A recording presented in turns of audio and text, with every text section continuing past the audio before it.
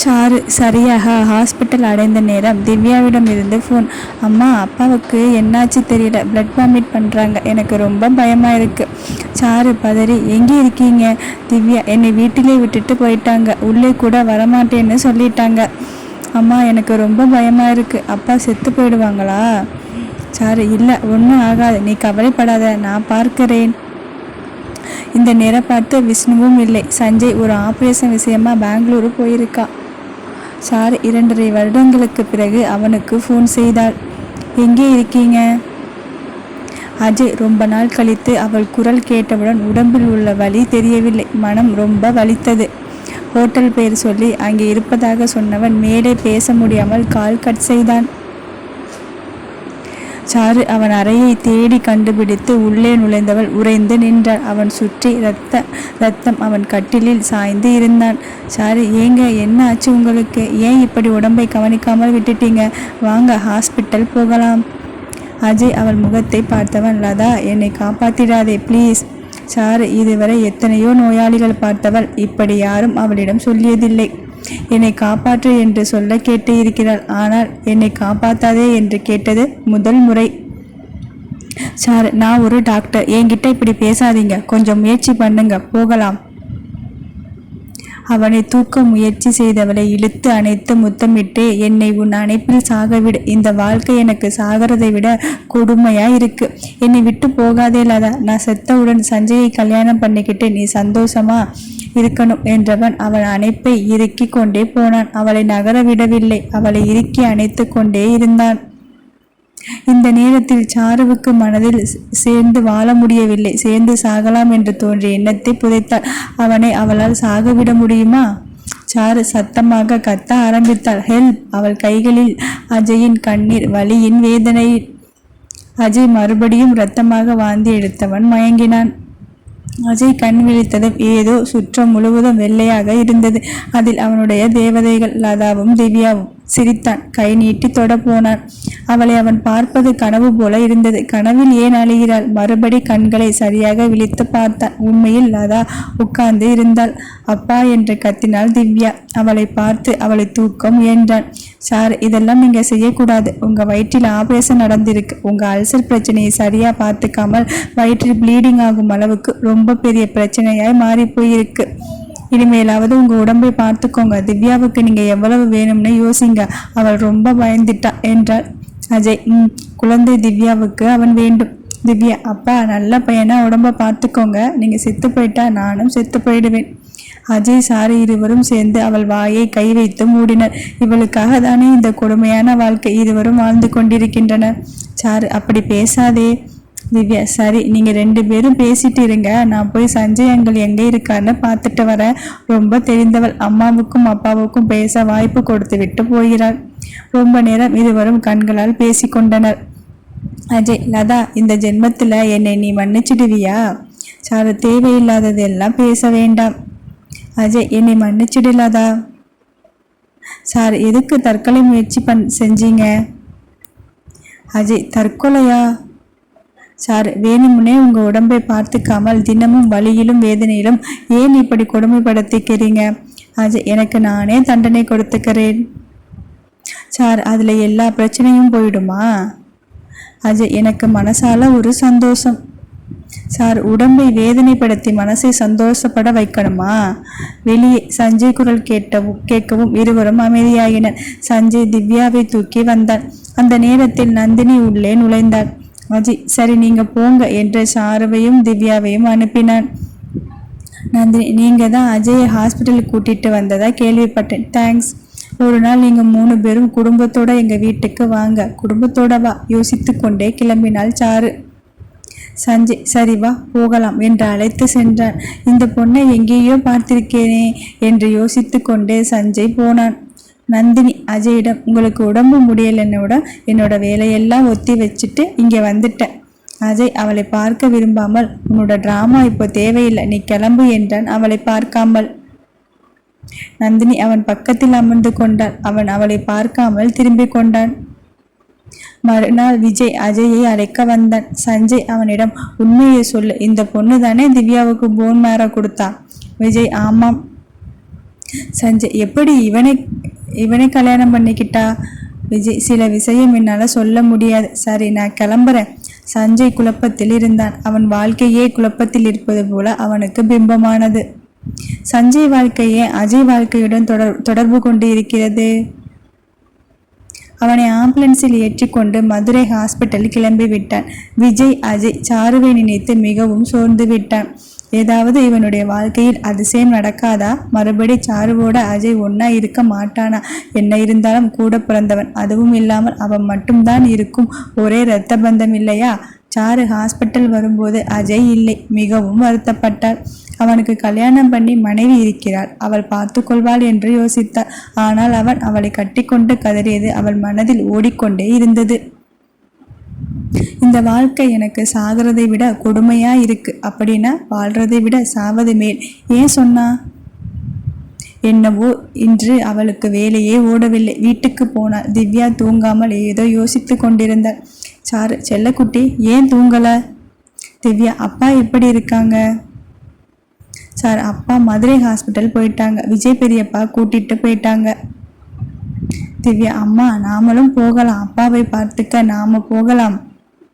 என்னதான் இருந்தாலும் அவள் அப்பா பொண்ணாச்சே. சார், செல்லம் நல்லா புரிஞ்சுக்கும். அவருக்கு கல்யாணம் ஆச்சு. நந்தினி அவரை பார்த்துக்குவாங்க. நாம் அவங்க நடுவில் இருந்தால் சங்கடப்படுவாங்க. திவ்யா, அம்மா உனக்கு தான் ஒன்றும் புரியலை. அப்பாவுக்கு அவங்களே பிடிக்காது. அவங்க அப்பாவோட இருந்தால் இன்னும் அவருக்கு உடம்பு முடியாமல் போயிடும். எனக்கு அப்பா சாகாம வேணும் என்று அழ ஆரம்பித்தார். என்ன, அஜய்க்கு பிடிக்காம அவளோட வாழறானா? மறுபடி அவளை கட்டிக்கொண்டு அஜய் கதறியது நினைவுக்கு வந்து போனது. சரி அழாதே, நம்ம நான்சி கிட்ட சொல்லி பார்த்துக்க சொல்லலாம். நாம உனக்கு லீவு கிடைக்கும் போது போகலாம், சரியா? திவ்யா, அப்போ இப்பவே நான்சிக்கு ஃபோன் பண்ணு. சாரு ஃபோன் செய்து திவ்யாவிடம் கொடுத்தார். நான்சி, அப்பா எப்படி இருக்காங்க? நீ பத்திரமா பார்த்துக்கோ என்று ரொம்ப நேரம் பேசி கொண்டிருந்தார். அப்புறம் நிம்மதியாகி தூங்க ஆரம்பித்தார். விஷ்ணு அடிக்கடி போய் அஜயை பார்த்து விட்டு வந்தாள். ஹாஸ்பிட்டல் என்பதால் குழந்தையை கூட்டி போகவில்லை. வீடியோ கால் பேசிக்கொண்டாள். அங்கே அஜய் 2 மாதங்களுக்கு ரெஸ்ட் எடுக்க சொல்லியதால் குழந்தைகளை பார்க்க முடியவில்லை. உடம்பு ஓகே, டிராவல் பண்ணலாம்னு சொன்னவுடன் திவ்யாவை பார்க்க வந்துவிட்டான். விஷ்ணு, சாரு அஜய் வந்திருக்கா, குழந்தைகளை கூட்டிட்டு போயிட்டு வந்துடுறேன். சாரு, மனதில் பல விஷயம் அஜயை பற்றி கேட்க இருந்தாலும் எதுவும் கேட்கவில்லை. சார், அன்று ஹாஸ்பிட்டல் வரவும் சஞ்சய் ஏதோ டென்ஷனாக இருக்கவும் என்னாச்சு சார் என்ற சாரு குரல் கேட்டு நிமிர்ந்தவன், சஞ்சய் இல்லை, இன்னைக்கு மனசே சரியில்லை, ஒரு பேஷண்ட் கொஞ்சம் காம்ப்ளிகேஷன் அதான் என்றவன் அவளை பார்த்து அமைதியானான். சாரு, கவலைப்படாதீங்க, நம்ம 2 பேரும் சேர்ந்து பார்த்துக்கலாம். சஞ்சய் எப்பவுமேவா என்றவன் அவளை பார்த்து சிரித்தான். சார் என்ன கேட்குறீங்க, எப்பவும் தான் என்று சொல்லி திரும்ப சென்றவளை கைப்பிடித்து இழுத்து அணைத்தான். என்ன நடக்குது? உணர்வில்லாமல் நின்றான். சஞ்சய், உனக்காக 3 வருஷமாக காத்திருக்கேன். உனக்கு என்னோட காதல் புரியலையா? இல்லை எனக்கு என்னோட காதலை வெளிக்காட்ட தெரியலையா? என்னை கொல்லாதே ப்ளீஸ், எனக்கு நீ வேணும். வாழ்க்கை முழுசும் உன்னோட குழந்தைகளோட நான் உனக்கு பெஸ்ட் புருஷனாகவும் குழந்தைக்கு பெஸ்ட் அப்பாவாகவும் நான் இருப்பேன். சாரு அதிர்ந்து நின்றாள். ஆமாம், சஞ்சய் தான் இதுவரை அவளுக்கு தோள் கொடுக்கும் தோழனாக இருந்து வருகிறான். இவள் இதுவரை மனதிடத்துடன் இருந்து வேலையில் சாதித்தது ஏன் உயிருடன் இருப்பது கூட இவனால். சஞ்சய், ப்ளீஸ் ப்ளீஸ், வேண்டாம், முடியாதுன்னு சொல்லிடாது என்றவன் அவள் முகத்தை ஏந்தி அவளை முத்தமிட்டான். அவள் அதிர்ச்சியிலிருந்து வெளிவரும் முன்னே அவள் உதட்டை கடித்து ஆழமாக முத்தமிட்டான். அவள் உடல் நடுங்கி இரத்த ஓட்டம் தாறுமாறாக எகிரி அவனை விளக்க முடியவில்லை. கால்கள் நழுவி கீழே விழுந்தாள். மயங்கினாள்.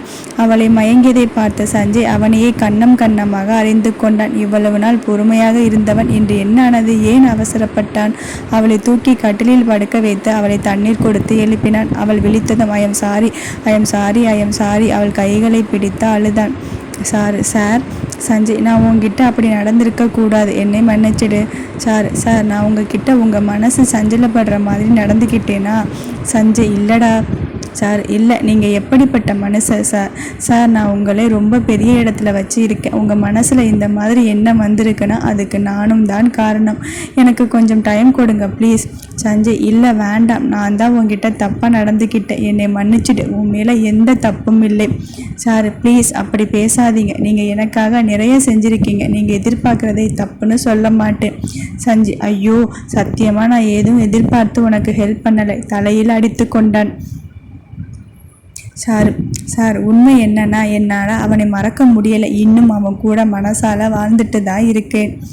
அவன் கூட சாக தயாராக இருக்கேன். இந்த எண்ணத்தை விட்டு வெளியே என்னால் வர முடியலை. சஞ்சய், எனக்கு புரியுது நான் எப்படிப்பட்ட தப்பை பண்ணிட்டேன்னு. சார் இல்லை சார், என்னால் உங்கள் கோரிக்கையை மறுக்க முடியாது. என்னோட மனசில் அவன் இருந்தாலும் உங்கள் மேலே ஒரு தனி மரியாதையே இருக்குது. அதை நான் இப்படி தான் வெளிக்காட்டணும்னா நான் தயார். உங்களை நான் கல்யாணம் பண்ணிக்கிறேன். சஞ்சய், உன்னை அப்படிப்பட்ட கொடுமைக்கு நான் ஆளாக்க மாட்டேன். உன்னால் அவனை மறந்து என்னை மனசில் ஏற்றுக்கிட்டு வாழ முடியும்னா இதை முயற்சி செய்யலாம். இல்லைன்னா நான் உனக்கு நிரந்தர நண்பனாகவே இருக்க தயாராக இருக்கேன். சார் அமைதியாக கலைந்து இருந்த தலைமுடியை திருத்தி கொண்டு அவன் ரூம் விட்டு வெளியேறினார். நேராக ஒரு ஒயின் ஷாப் சென்று ட்ரிங்க்ஸ் வாங்கி பக்கத்தில் ஓரமாக இருந்த ஒரு பார்க் பெஞ்சில் அமர்ந்து குடித்தாள். சஞ்சய் அவள் இந்த நேரத்தில் எங்கு போகிறாள்? அவன் அவளிடம் நடந்து கொண்டது தாங்காமல் ஏதாவது தவறான முடிவு எடுத்து விடுவாளோ என்று பயந்து அவளை ஃபாலோ செய்து வந்தவன் அவள் ட்ரிங்க் சாப்பிடுவதை பார்த்து அவளிடம் வந்து, சாரு வேண்டாம் ப்ளீஸ். அதற்குள் அவள் குடிக்க ஆரம்பித்து இருந்தாள். ரொம்ப நாளாக குடிப்புகோல் போல குடிக்கிறாள். அந்த பாட்டிலை பிடுங்கினான். சார் அவன் வேற ஒருத்தியை கல்யாணம் பண்ணிட்டான். அவனை என்னால் மறக்க முடியலை. நீங்கள் 3 வருஷமாக எனக்காக எல்லாம் செஞ்சு காத்திருக்கீங்க. உங்களை என்னால் ஏற்றுக்க முடியல. என்ன சார் வாழ்க்கை இது? சஞ்சய் பிடுங்கிய பாட்டிலை அவனிடம் இருந்து பிடுங்கி குடித்தாள். சார், அப்போது அங்கே குழந்தை முடியாமல் இருக்கா. அவன் எதுவும் கவலைப்படாமல் என்னை டிவோர்ஸ் பண்ணிவிட்டு வேறு கல்யாணம் பண்ணிக்கிட்டான். ஆனால் குழந்தை படுத்ததிலிருந்து அவ கூட இருந்து ஏன் இன்னும் பார்த்துக்கிட்டு இருக்கிறது நீங்கள்?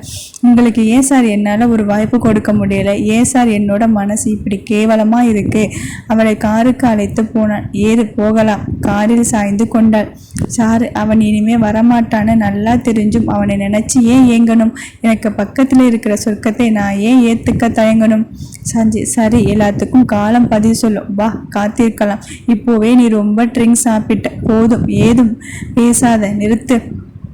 சார், இங்கே வந்து குடிக்கிறவங்க எல்லோருக்கும் என்னை மாதிரி பிரச்சனை இருக்குமா சார் என்று சிரித்தாள் போதையில். சஞ்சய், தெரியல, வா போகலாம். அவளை எங்கே தள்ளாடி கொண்டு தன் நிலைமை மறந்திருந்தால் அவளை உள்ளே தள்ளி கார் கதவை மூடினான்.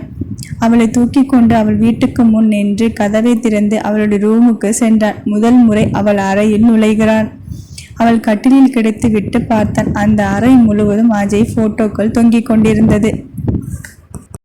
அவள் கட்டில் பக்கத்தில் இருக்கும் டிராயர் உள்ளே அவனுடைய போட்டோக்கள், தூக்க மாத்திரைகள், ஒரு சில போதை வஸ்துக்கள், அரை டேபிள் மேல் மினி ஃப்ரிட்ஜ் முழுவதும் விதவிதமான ட்ரிங்க்ஸ் பாட்டில். சஞ்சய் அஜய்க்கு ஃபோன் செய்தான். சாரு வீட்டுக்கு வா. இப்போதான் குழந்தைகளை விட்டுவிட்டு கிளம்பினான் அஜய்.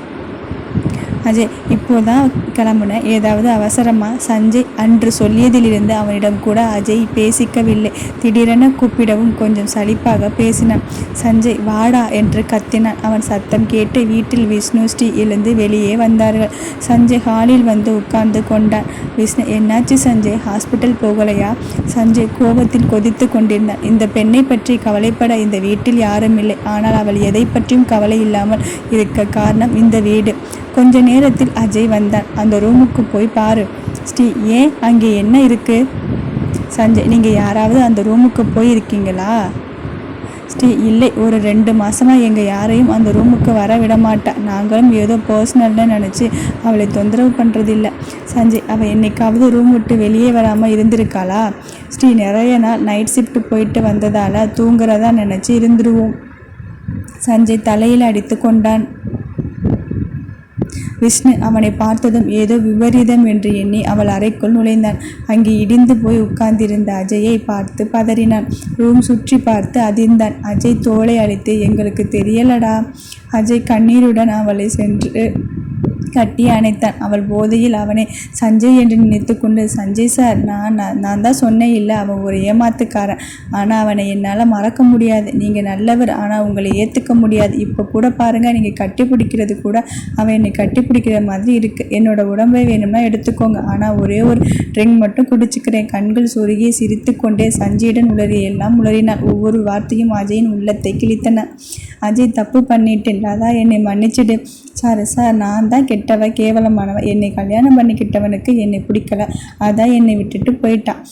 எனக்கு உங்களை பிடிக்கலதோ அவனை பிடிச்சிருக்கு என்று அஜய் ஃபோட்டோ காண்பித்து சொன்னார். சார், என்னை தான் நீங்கள் மன்னிக்கணும். அஜய், சரி தூங்கு. சார் நீங்கள் போங்க, நான் தூங்குறேன். நீங்கள் இங்கே இருந்தால் நான் தூங்க முடியாது. விஷ்ணு, அவர் போயிடுவாரு, நான் இருக்கேன் என்று அவளிடம் உட்கார்ந்து கொண்டான். அஜய் அந்த அறையை விட்டு வெளியே வந்தான். அஜய் வெளியே நின்று இதை பார்த்து அதிர்ச்சி நின்றவளை பார்த்து, ஸ்ரீ நீ போய் தூங்கு. ஸ்ரீ, அண்ணா, நான் ஏதாவது தப்பு பண்ணிட்டேனா? அஜய், இல்லடா, நீ போ. ஸ்ரீ, அவள் ரூமில் எல்லாம் உங்கள் ஃபோட்டோ வச்சிருக்கா, ஏதோ உங்களை மறக்க முடியாமல் வச்சிருக்கா. ஒரு நாள் எல்லாம் சரியாயிடும்னு இருந்துட்டேன். அண்ணா, அன்னைக்கு உங்கள் ஆப்ரேஷன் நடந்ததுலேருந்து அவள் கொஞ்சம் விசித்திரமாக நடந்துக்கிட்டேன். நான் ஏதோ சங்கடத்தில் இருக்கான்னு விட்டுட்டேன். அஜய், நான் பார்த்துக்கிறேன், நீ போய் ரெஸ்ட் எடு. அவளை அனுப்பிவிட்டு அஜய் சஞ்சயிடம், என்ன ஆச்சு? சஞ்சய், நடந்ததெல்லாம் கூட அவளோட மனசை நான் ரொம்ப காயப்படுத்திட்டேன். இவன் நிலைமை என்னன்னு தெரியாமல் நான் பாட்டுக்கு சொல்லிட்டேன். இங்கே வந்து பார்த்த அப்புறம்தான் எனக்கு தெரியுது, அவன் மனசில் உன்னால் மட்டும்தான் இருக்க முடியும். ஒருவேளை நான் அவள் வாழ்க்கையில் இருந்தாலும் படுக்கையில் மட்டும்தான் இருப்பேன். அந்த மாதிரி அவளை என்னால் கஷ்டப்படுத்த முடியாது. அஜய், எல்லாம் என்னோட தப்பு, என்னை மன்னிச்சிடு. சஞ்சய், உங்களோட வாழ்க்கை இவ்வளவு நாள் என்னோட அறிவு கெட்டதனத்தால் போயிடுச்சு. சஞ்சய், அதை விடு, இப்போவாவது சொல்லு, நீ ஏன் சாருவை டிவோர்ஸ் பண்ணின? அஜய், குழந்தைக்கு சரியான மேட்ச் கிடைக்காம நம்ம எவ்வளவு கஷ்டப்பட்டோம். ஆனால் அந்த நந்தினி தான் மேட்ச் கிடைச்சா. அவளோட கோரிக்கை அவை சம்மதிக்கணும்னா நான் லதாவை டிவோர்ஸ் பண்ணி அவளை கல்யாணம் பண்ணிக்கணும். அப்படிப்பட்ட சூழ்நிலையை என்னால் வேறு வழி இல்லாமல் இந்த மாதிரி பண்ணிட்டேன். சஞ்சய், ஆனால் நீங்கள் ஒருத்தர் எவ்வளவு விரும்புகிறீங்க இப்போதான் எனக்கு புரிஞ்சுதுடா. அஜயை கட்டி கொண்டேன். என்னை மன்னிச்சிடு. உங்கள் 2 பேர் நடுவில் நான் வந்திருக்கக்கூடாது. நீ மறுபடி அவளோட சேரணும், அதை நான் பார்த்து சந்தோஷப்படணும். அவ்வளவுதான் எனக்கு தேவை. ஒரு ஃப்ரெண்டாக அவள் என்னோட இனிமே தொடர்வாளான்னு தெரியாது. ஆனால் நான் இன்னொரு வாட்டி அவளோட வாழ்க்கையில் நுழைய ஆசைப்பட மாட்டேன். அவளை இவ்வளவு கஷ்டப்படுத்தவும் மாட்டேன். சஞ்சய் கொஞ்ச நேரம் இருந்துவிட்டு, பத்திரமா பார்த்துக்கோ, ஏதாவது உதவி வேணும்னா கேளு என்றவன் கனத்த மனதுடன் கிளம்பினான். விஷ்ணு அவளை தூங்க வைத்து வெளியே வந்தான். அஜய், என்ன பண்ணட்டும்டா? விஷ்ணு, ஒன்றும் புரியலை. வா, அவள் ஃப்ரிட்ஜிலேருந்து சுட்டுட்டு வந்துட்டேன். நாம் ஒரு ரவுண்டு போகலாம். நீ சாப்பிட்டா உன் உடம்புக்கு ஒன்றும் ஆகாதில்லை. அஜய், தண்ணி தலைக்கு மேலே போச்சு, இனி ஜா என்ன முளை என்ன. வா. அஜயும் விஷ்ணுவும் வெளியே உள்ள காரில் உட்கார்ந்து ட்ரிங்க் சாப்பிட்டார்கள். அஜய், அவளுக்கு எவ்வளவு நாளாக இந்த பழக்கம் இருக்கும்? விஷ்ணு, கண்டிப்பாக இப்போ பக்கமாக தான் இருக்கும். ஏன்னா அபி பிறக்கும்போது கூட இப்படி இல்லையே. அவள் ரூமுக்கு போயிட்டு வந்துட்டு தான் இருந்தோம். ஸ்ரீக்கு குழந்தை பிறந்து ரெஸ்ட்டில் இருந்ததால் அவளாலையும் கவனிக்க முடியலை. அவள் சொன்ன மாதிரி உன்னோட ஆப்ரேஷன் அப்புறம்தான் இப்படி இருக்கணும். ஆனால் உன்னோட ஃபோட்டோஸ் இருக்கும், அது எனக்கு தெரியும். ஆனால் ஒரு ஃப்ரிட்ஜு வாங்கி வைத்து அதில் இத்தனை அடுக்கி வச்சிருப்பான்னு நான் நினைக்கல. அஜய், அங்கே இன்ஜெக்ஷன் எல்லாம் இருந்தது, ட்ரக்கு யூஸ் பண்ணியிருப்பாளா? இருக்கலாம், அவள் டாக்டர்டா, ஏதோ நம்ம சந்தேகப்பட முடியாது. அஜய், தூக்க மாத்திரை கூட இருந்தது. விஷ்ணு, அவள் எப்போ எதை யூஸ் பண்ணுறான்னு தெரியலை. அஜய், குழந்தைகளுக்கு தெரியுமா? விஷ்ணு, எப்படி? அவங்க தான் எங்களோட இருக்காங்களே. அஜய், இனிமே என்னால் லதாவை இப்படி விட முடியாது. எல்லா பிரச்சனைக்கும் காரணம் நான் எடுத்த முடிவு தான். இனி நான் தான் இதை சரி பண்ணணும். இந்த நந்தினியை என்னோட வாழ்க்கையிலிருந்து துரத்தணும். ஏதாவது ஐடியா இருக்கா?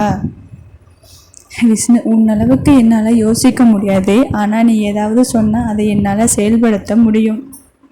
அஜய், சீக்கிரம் அவளை என்னோட வாழ்க்கையிலிருந்து துரத்தணும்.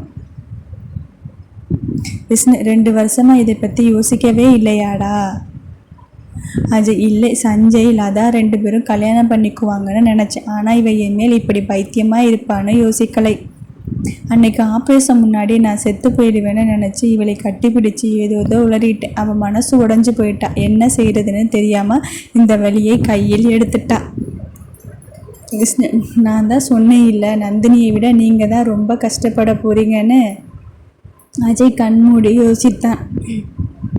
அஜய் ஏதோ ட்ரிக் பண்ணி அவளை டிவோர்ஸ் பண்ணிடுறேன்னு வச்சுக்கோ. இவளை எப்படி கன்வின்ஸ் பண்ணுறது? விஷ்ணு அது ஒன்றும் பிரச்சனை இல்லை, நடந்ததை சொன்னாலே போதும். அஜய் வேண்டாம், அப்புறம் அவள் ரொம்ப கஷ்டப்படுவா. ஸ்ரீ காலை எழுந்தவுடன் சாவித்திரியை ஹேமா வீட்டுக்கு அனுப்பினாள். ஸ்ரீ நான் திவ்யாவை ஸ்கூல் அனுப்பிட்டு அங்கே வரேன், கொஞ்சம் தனியாக பேசணும். சாவி நான் தர்சனை கூட்டிகிட்டு போகட்டுமா? ஸ்ரீ சரி, தர்சன் அபி 2 பேரையும் கூட்டிட்டு போ சொல்லி அனுப்பினார். சமையல் அம்மாவிடம் என்ன சமைக்க வேண்டும் என்று சொல்லி அவர்களை சீக்கிரம் கிளம்ப சொல்லிவிட்டாள். சாரு காலை எழுந்தவுடன் பலமாக யோசிக்க துவங்கினாள். ஒன்றும் புரியலை, என்ன ஆச்சு நேற்று, எப்படி நான் இங்கே வந்தேன்? ஒயின் ஷாப் போனேன், அங்கேயே உட்காந்து ட்ரிங்க்ஸ் குடித்தேன், ஆனால் எப்படி இங்கே வந்தேன்? ஆனால் சஞ்சய் சார் ஏன் அப்படி நடந்துக்கிட்டார்? அவர் ரொம்ப நல்லவர், அவர் மனசில் எப்படி இப்படி? அஜய் சொன்னது உண்மைதானோ? சஞ்சய் ஒரு நாள் உன்கிட்ட லவ் பண்ணுறேன்னு சொல்லுவான்னு சொன்னானே, என்ன இருந்தாலும் டே அஜய், உன்னை மாதிரி எனக்கு யாரும் இல்லை, ஆனால் உனக்கு தான் அழகி நந்தினி ஒருத்தி கிடச்சிருக்கா, இப்படி அவளை போய் கல்யாணம் பண்ணிக்கிட்டியே, உனக்கு நான் என்ன குறை வச்சேன்?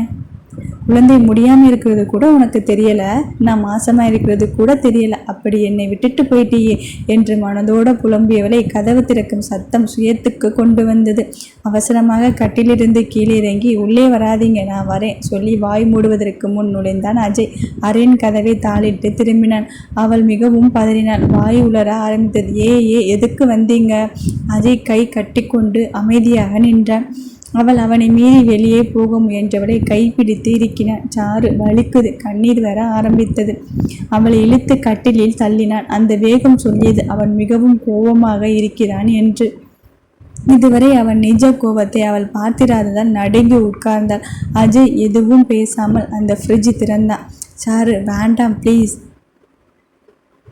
வரிசையாக அடுக்கினான். மொத்தம் 4 பாட்டில். அவளை பார்த்து புருவத்தை உயர்த்தினான். அவள் தலை கவிழ்ந்தாள். ஒவ்வொன்றாக எடுத்து அவன் தலையில் தட்டி உடைத்தான். அவள் அதை உணரும் முன் அடுத்தது என்று உடைத்து கொண்டு போனான். சாரு ப்ளீஸ் வேணாங்க, பிளட் வருது. அவனை ஓடி சென்று கட்டி கொண்டான். அவன் தலைமேல் அவள் கையை வைத்தான். அவன் லாவகமாக அவள் கையில் படாமல் உடைத்தான். சாரு அவன் கையை பிடித்து அணைத்து முத்தமிட்டாள். ஏங்க நான் என்ன பண்ணணும்னு சொல்லுங்க, இந்த மாதிரி நடந்துக்காதீங்க என்று கெஞ்சினான். கடைசி பாட்டிலை உடைத்து நீ இனி குடிக்கிற ஒவ்வொரு முறையும் இப்படிதான் நான் செய்வேன். சார் இனிமே குடிக்க மாட்டேன் சத்தியமா என்றவள் கையை அவள் தலைக்கு எடுத்து போக அதை அவன் தலையில் வைத்து கொண்டான். என் மேல் சத்தியம். ரத்தம் வலிய நின்ற அவனிடம் சரி இனிமே குடிக்க மாட்டான், வாங்க ஹாஸ்பிட்டல் போகலாம் என்று பின்வாசல் வழியை வெளியேறினார். அவனுக்கு முதலுதவி செய்து காயத்துக்கு கட்டுப்போட்டு மெடிக்கல் போய் மருந்து வாங்கி திரும்புவதற்குள் அவன் போய்விட்டான். வீட்டுக்கு போனதும் நேரே சென்று ஸ்ரீயிடம் அழுதார். ஸ்ரீ பயங்கர கோபத்துடன் வா திவ்யா, ஸ்கூலுக்கு நேரமாச்சு, கிளம்பு. திவ்யா முன்னே செல்ல கைப்பிடித்து கொண்டு வெளியே போனாள் ஸ்ரீ. சாரு அழுது கொண்டே ஹால் சோஃபாவில் அமர்ந்து கொண்டாள். விஷ்ணு கிளம்பி திவ்யாவை கூட்டிக் கொண்டு போனான். திவ்யா அம்மா பாய் என்று சொல்லி ஒரு முத்தமிட்டு போனாள். உடை மாற்றி வெளியே கிளம்பினாள் ஸ்ரீ. சாரு ஸ்ரீ என்ன கிளம்பிட்ட? அவள் ஏதும் பேசாமல் கிளம்பினாள். அமைதியாக சாரு உட்கார்ந்து விட்டாள். எல்லோரும் அவள் மேல் கோபமாக இருக்கிறாள். ரொம்ப நேரம் யோசித்து அமர்ந்தவள் மெல்ல அவள் அறையை சுத்தம் செய்தாள். குளித்து வெளியே வந்தவள் சாப்பிட அமர்ந்தால் எதுவும் இல்லை. என்ன கோபத்தில் இப்படி பழி வாங்குறாங்களே, சரி சமைக்கலாம் என்று சமையல் அறையில் நுழைந்தாள். யாரோ வருவது போல இருக்க திரும்பினாள். அவனேதான். காலையில் அவள் போட்ட கட்டுடன் வந்திருந்தான். டைனிங் டேபிளில் அமைதியாக அமர்ந்து கொண்டான். இவளுக்கு படபடப்பு அதிகமானது. காலையில் அவன் கோபத்தை முதல் முறை பார்த்தாள். தன்னுடைய கை மணிக்கட்டு அவன் இருக்கியதால் சிவந்து இருந்ததை தடவி பார்த்தாள். நல்ல வேலை என்ன அடிக்கல ராட்சசம். இப்போ அவன் சமையலறையில் இருக்கிறாள். அவளுக்கு மட்டும் சமைத்தால் போதுமா? அவனுக்கு சமைக்க வேண்டுமா இல்லை வேண்டாமா? சரி, இருவருக்கும் சமைப்பது என்று முடிவெடுத்து என்ன சமைக்கலாம் யோசித்தவள் அவனுக்கு ஆபரேஷன் நடந்து 2 மாதங்கள் தான் இருக்கும். அவனால் ஏனோ தானோ என்று சாப்பிட முடியாது. அவன் வயிற்றுக்கு ஏற்ற மாதிரி காரம் கம்மியாக கொஞ்சம் ஹெல்த்தியாக சீக்கிரம் செரிமானமாகும் உணவுகளை சமைத்தாள். டேபிள் மேல் வைத்து அவனுக்கு எதிர்புறம் உள்ள சேரில் உட்கார்ந்தாள். அவன் ஃபோன் நோண்டிக் கொண்டே இருந்தான். இவளுக்கு பசி உயிர் போய் கொண்டிருந்தது. தட்டு வைத்தாள். அவன் நிமிரவில்லை. கரண்டியை தட்டினான். அவன் கண்டுக்கவே இல்லை. சாப்பாட்டை பார்த்து கொண்டே உட்கார்ந்திருந்தாள். அவள் வயிறு உரும ஆரம்பித்தது. அவனுக்கும் அது கேட்டது. யார் முதலில் பேசுவது என்றுதான் ஈகோ. அவள் நேராக அவள் அறையில் சென்று படுத்து கொண்டாள். அவனும் அவள் பின்னாலே வந்து படுத்து கொண்டான். அவளை அணைத்து கொண்டான். சார் இதோ பாருங்க, அடுத்தவ புருஷனோட படுத்து தூங்குற அளவுக்கு நான் கேவலமானவ கிடையாது, கையெடுங்க. அஜய் அப்புறம் இதெல்லாம் என்ன, அடுத்தவ புருஷன் போட்டவ வச்சிருக்கலாமா என்று கிண்டல் செய்தான். சார் அதுக்கு முன்னாடி அவன் என்னோட புருஷன், இந்த ஃபோட்டோ எல்லாமே என்னோட புருஷனோடது, அதை கேட்க யாருக்கும் உரிமை இல்லை. அஜய் அப்பா சாமி, உங்ககிட்ட வாக்குவாதம் பண்ண முடியாது, எனக்கு பசிக்குது. சார் எனக்கு பசிக்கலை என்ற அவளின் வயிறு காட்டி கொடுத்தது. அஜய் சிரித்தான். அவன் சிரிப்பில் மயங்கியவள் கோவ கவசத்தை அணிந்து கொண்டு மறுபடி சாப்பிட வந்தாள்.